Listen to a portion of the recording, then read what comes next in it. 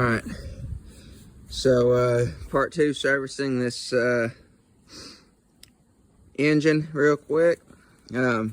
Since we're changing oil, might as well go deeper into it. So I'm gonna let that oil drain. I flushed it out. I drained all the oil. Then I put a little bit of fresh oil to get most of the moisture and crap out. And it looks like I got most of it out.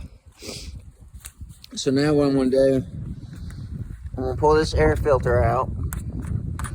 I'm gonna oil it a little bit. I've already oiled it before. It may not be, I don't think it needs oiled right now. That probably does. But I can still see it's a little wet. Just get my fingers wet a little bit. That's all we need. There's just a little bit in there.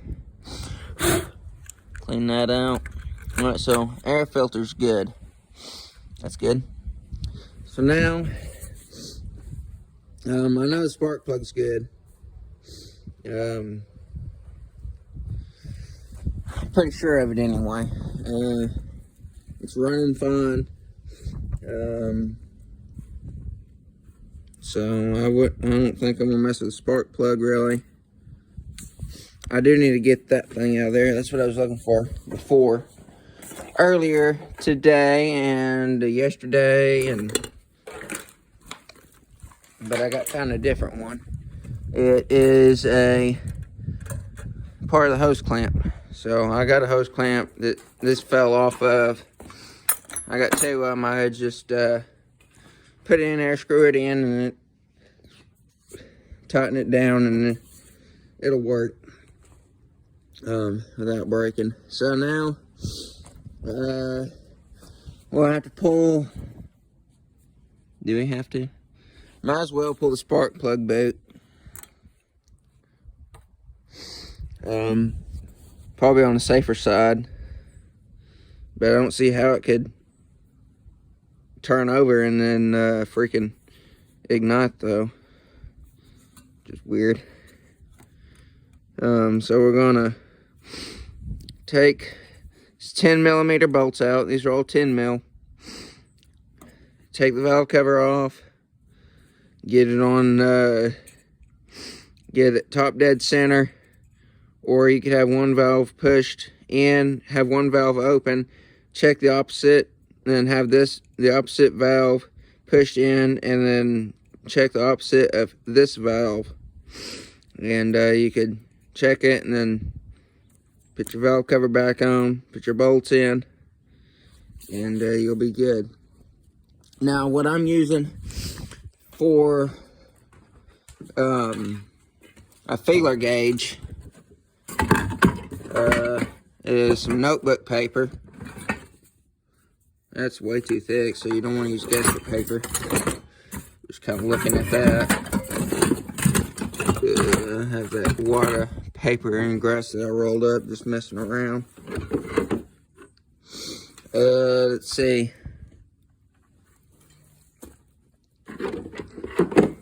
I'm gonna have to go get some notebook paper.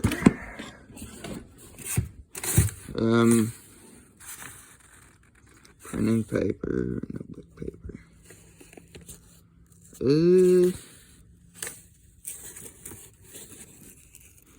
see here. I think it was notebook paper. I'm pretty sure. Yeah, notebook paper. I don't know where. It is. I don't know where my notebook paper feeler gauge thing is. So, it may be a little bit thinner than actually supposed to be, but I think it'll be fine.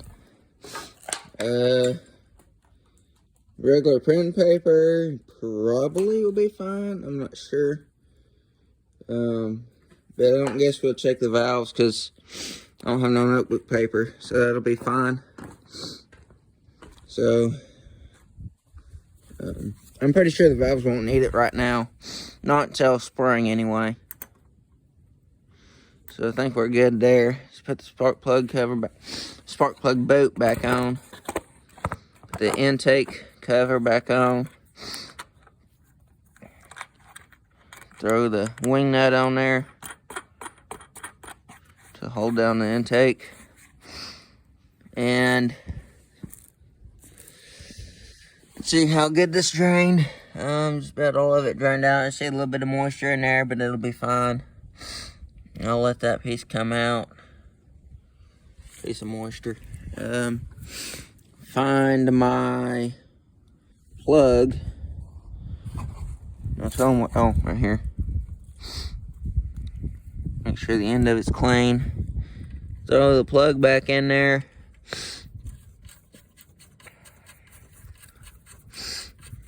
Get, let's see, 10 mil.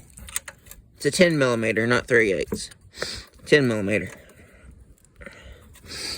All right. Now we proceed with putting oil in it. That's the time-consuming part, and the kind of annoying part, but go ahead and throw some oil in there.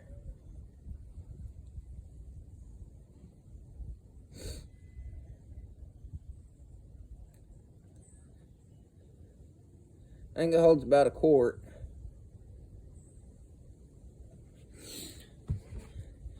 Yeah, most of the small engines I've ran takes about a quarter, a little over. Or the small engines. Tractor, the diesel engines that I've ran, holds a lot more. A whole lot more.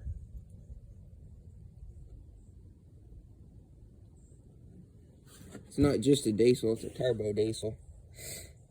I ran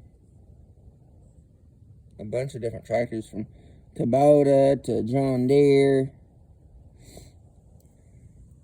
I think that's all I've ran, Kubota and John Deere. Alright, now, I'm going to say the dipstick, it ain't really a need. I go old school and just fill up the threads. As you can see here, I just fill it up to the top of the threads, roughly. So just a little bit of oils on this top thread. And halfway between here and here on the inside, right in here. So I'll call that good. That's where I usually keep it. I haven't had no problems with having that much oil in it. So maybe just a hair overfilled, but it ain't a big deal. Ain't a big deal at all. That's how much oil I've got left. I got enough for maybe one more oil change. Here's my cap out in the dirt. Be fine. I don't care. It's going to stick to that cap anyway with that oil on there. So, there's that. So, now we start it back up and check it again. Alright, there ain't really no need for it that much, but I like to let it run for maybe 15-20 seconds, then shut it off and check it again, just to be sure.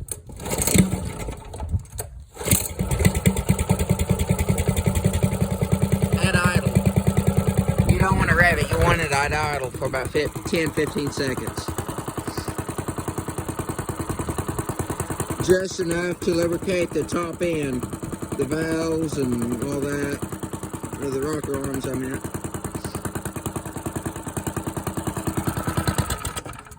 Alright, then you let it set a couple seconds and check it again.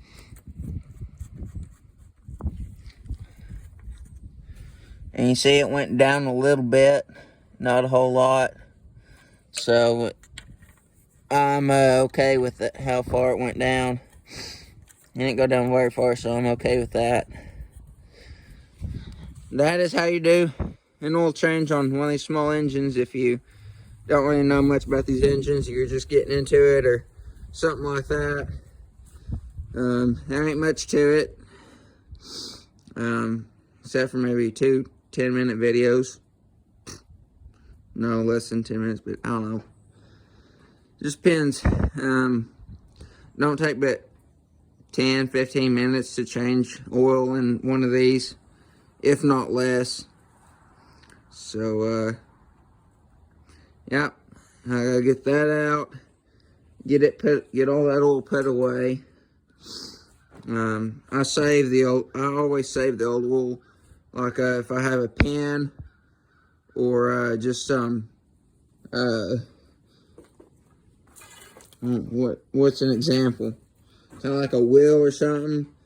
Not that wheel, but if I have a wheel or bearing or something, not really a bearing, but like a pin or something, anything I need to lubricate, or bike chain, works good for bike chains. I would throw used motor oil on it. Works good for that. So, see you in the next video.